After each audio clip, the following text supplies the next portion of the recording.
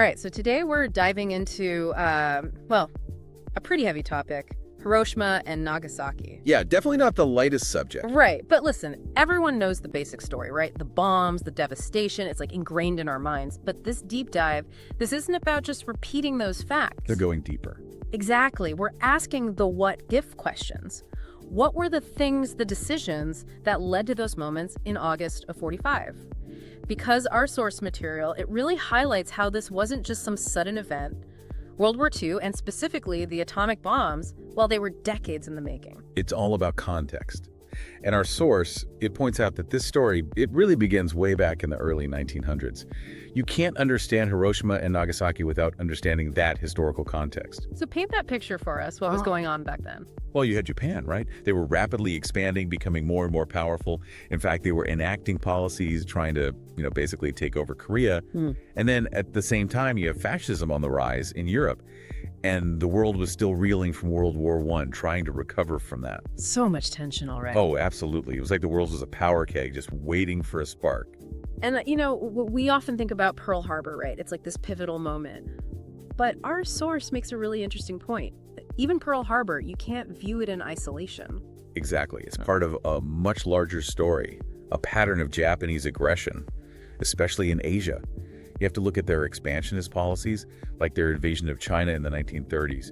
That drew a lot of international condemnation, even pushed the U.S. to impose sanctions. So the stage is set, right? The world's basically on fire, tensions are through the roof, and then enter the Manhattan Project. And this wasn't just some small-scale research endeavor. Our source really emphasizes just how massive and top secret this operation was. It was the ultimate race against time. And the fear, as our source highlights, wasn't just losing the war to Germany. It was about them getting the bomb first. Imagine that alternate timeline. Hitler with that kind of power.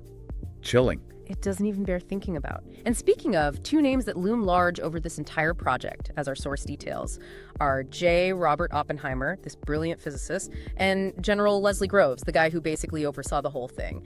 Did they truly grasp what they were creating? This wasn't just a bigger bomb. This was something totally new. That's a question that I think still haunts us today, right? I mean, on the one hand, they were under immense pressure and unimaginable weight on their shoulders. But on the other, they were unleashing a force that could reshape the entire world, for better or worse. The weight of that responsibility. It makes you think, though, by mid-1945, Japan was already on its last legs. So why the bomb? Why not just wait it out? Well, you have to consider what our source says about a conventional invasion of mainland Japan. It would have been a bloodbath. We're talking potentially 1 million, maybe even 4 million Allied casualties. And those are just estimates. And for the Japanese civilians, it would have been even worse. So Truman, now president after Roosevelt's death, he's facing this impossible decision. Use a weapon of unimaginable destruction or risk a prolonged war with potentially even more loss of life. An agonizing dilemma, no matter how you look at it. It's easy to judge in hindsight, but to be in Truman's shoes at that moment. Absolutely. And of course, we can't forget about the elephant in the room, the Soviet Union. Our source even suggests that this wasn't just about ending the war with Japan. Was there also this desire to flex a bit, show the Soviets who had the bigger stick as we entered this new atomic age? It's impossible to separate the bombings from the dawn of the Cold War. Sure, ending the war with Japan was a factor, but the U.S. was also acutely aware that the world was changing, and they wanted to establish their dominance in this new world order. I mean, it's hard to overstate just how much the atomic bomb changed everything. It wasn't just a new weapon, it was a whole new era. Absolutely. And the world watched as the U.S., they basically ushered in this terrifying new era of warfare, August 6th and 9th, 1945. Those dates, they're seared into history. Hiroshima and Nagasaki. It's like everything changed in an instant. And our source doesn't shy away from the just utter devastation. Over 200,000 people gone. And countless others left with horrific injuries, the long-term effects of radiation, entire cities reduced to rubble. The images, they're hard to forget. The mushroom cloud, the shadows burned onto buildings, just the sheer scale of it. It's almost impossible to wrap your mind around. But comprehend it, we have to. Because those bombs, they didn't just destroy buildings, they destroyed lives. Our source talks about the hibakusha. That's the Japanese word for the survivors. The survivors. Can you imagine living through something like that? The trauma, the loss, and then to carry the invisible burden of radiation poisoning. It's unimaginable. And, as our source points out, They're suffering. It didn't end there. Many of them, they faced discrimination too. Discrimination because they survived. It's tragic, really. They faced stigma, ostracized from their communities, denied jobs, even refused medical treatment, all because of this fear, this ignorance about radiation. It's heartbreaking. And, you know, on a global scale, this was a turning point. This wasn't just a new weapon. This was a whole new kind of war. Exactly. The atomic bombs, they were like the starting pistol for the Cold War arms race. Suddenly, every nation, they wanted this power. The stakes had never been higher. It's like the whole world was holding its breath. Living under the threat of nuclear annihilation. Just, wow, that must have been, I can't even imagine. It's a testament to human resilience that we managed to avoid a full-blown nuclear war during that time. Our source talks about this concept, mutually assured destruction. MAD, they called it. ND. Yeah, basically the idea was if one side used nukes, the other would retaliate. Both sides wiped out. A terrifying kind of stalemate. So we narrowly avoided total catastrophe.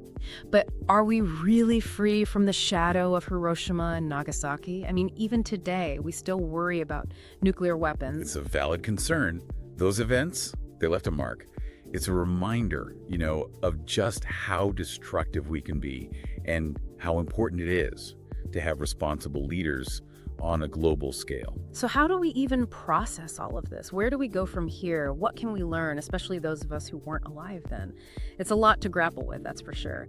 And our source, it doesn't really offer easy answers, does it? But it does, you know, it makes you think about those what ifs. What if things had gone differently? It's almost impossible not to, right? I mean, what if the U.S. had never started the Manhattan Project in the first place? What if they'd found another way, another path with Japan? What if the Cold War had never happened? Kind of overwhelming when you really start going down that road, you know, all the different ways things could have gone. Yeah, it really is. But I think that's why it's so important to keep asking these questions, to keep digging into history like this, because it reminds us that nothing is inevitable. Right? The future isn't set in stone. It's shaped by the choices we make every single day, as individuals, as nations, as a global community. So after all of this, after everything we've talked about today, what's the big takeaway? What do we carry with us, especially those of us who, you know, weren't alive back then? For me, I think the most important thing to remember is that Hiroshima and Nagasaki, they weren't isolated events. They didn't just come out of nowhere. They were the culmination of, well, decades of aggression, of diplomacy failing on a global scale, of not finding peaceful solutions. And those failures, they still resonate today, don't they? We're living with that legacy. The threat of nuclear war, maybe not as immediate, but it's still there. And that's exactly why understanding this history, why really diving into it, it's so crucial. It highlights just how important it is to have these difficult conversations, to have responsible leadership, to be committed to finding peaceful solutions no matter what. The lessons of Hiroshima and Nagasaki, they're too important to ignore. Absolutely. We can't change the past, but we can learn from it. And maybe, just maybe, understanding how we got here, that's how we make sure something like that never happens again. Well said. It's been, well, a really powerful conversation, and I think we've given everyone a lot to think about. So until next time, keep questioning, keep exploring, keep diving deep into history. And as always, thanks for listening.